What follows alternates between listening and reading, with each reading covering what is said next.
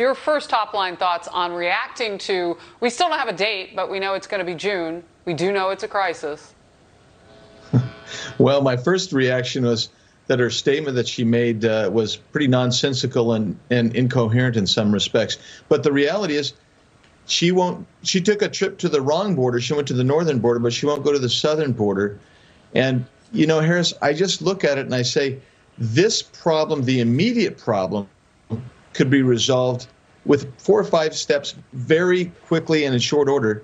And then we could work on a longer-term solution to illegal immigration and legal immigration. But she doesn't want to do any of those policies, Harris.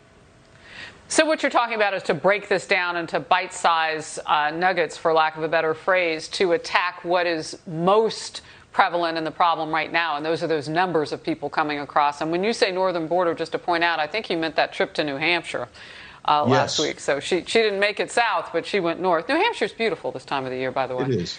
It's just not going to solve the crisis. A beautiful state. A new Fox News poll shows 56% of registered voters say the increase of migrants at our southern border is completely or mostly due to the president being elected.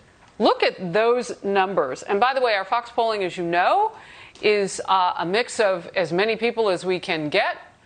And I am curious to know what you think, because those numbers are not good for Joe Biden.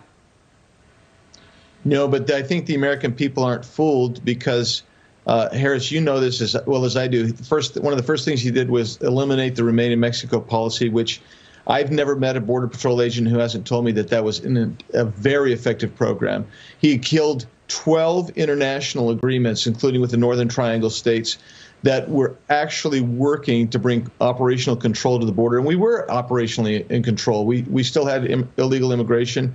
It slightly ticked up, but it was nothing like this massive surge that we're seeing, which longtime folks tell me has never been this bad. So it is this president's policies, and the American people know that. Anybody who's watching knows that. There are those that are convinced everything belongs to Donald Trump, good or bad, but this is reality, Joe Biden's bad policies. You know, you point out what the president did in those first few days. Title 42, which helped protect us from COVID at the border by putting in stipulations and rules and regulations. The vice president says she's worried about COVID-19. Have they looked at Title 42? Just a question. Congressman from the great state of Arizona, good to see you today. Thank you. Thank you, Harris.